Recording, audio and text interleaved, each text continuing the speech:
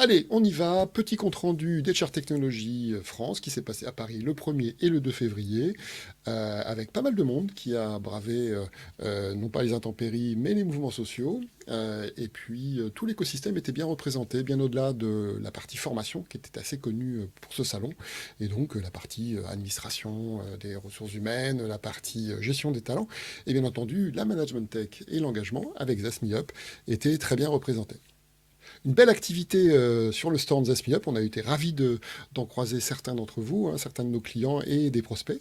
Vous avez beaucoup apprécié le grand écran tactile qui permettait de jouer avec Zest et puis aussi de montrer eh bien l'ergonomie. Ça a attiré pas mal de monde.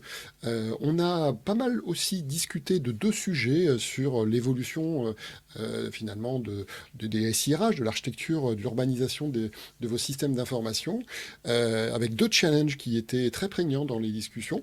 Le premier, c'était comment déployer vers les populations terrain et les jeunes générations qui ont des attentes assez fortes d'une expérience mobile, adaptée, accessible, ce qui n'est pas toujours le cas dans les organisations et avec les SIRH en place, pour des populations qui sont dans des magasins et dans des entrepôts.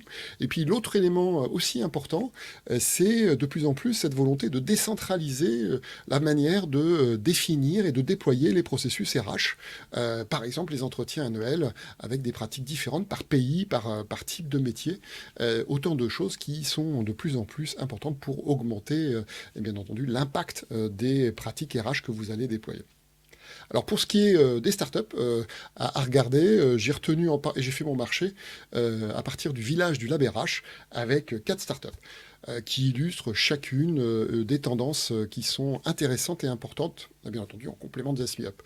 La première, c'est sur l'avènement durable du télétravail avec le management du flex office et du mode hybride. C'est Semana qui est une solution assez complète qui va permettre d'assister les organisations et les collaborateurs eux-mêmes à mieux gérer cette finalement utilisation des locaux et du mode de télétravail.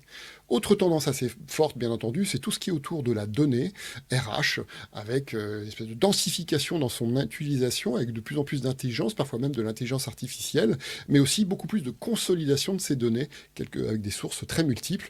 Alors là, j'ai en particulier noté Reflect et Monitor RH. Et puis, alors c'est pas une start-up technologique, c'est une start-up de conseil, Tomorrow Theory, mais c'est important dans les moments d'innovation importante d'avoir eh bien aussi des gens qui accompagnent, qui aident à réfléchir, qui aident à faire de la prospective et de l'exploration sur les innovations RH. Alors, autre petit clin d'œil sur ce côté écosystème, en plus du Lab RH, eh bien, il y a un autre écosystème, une espèce de réseau d'alumni ou de mafia des ex-Talentsoft qui a de plus en plus essaimé dans d'autres entreprises plus ou moins avancées dans leur maturité. Et donc, voilà, c'est un essaimage de talents qui va certainement encore plus vivifier l'écosystème et les solutions qui seront proposées au RH dans le futur. Voilà, c'était le petit compte-rendu d'HR Technology pour lequel ZasMeUp a été très content de participer. Et puis je vous dis à l'année prochaine.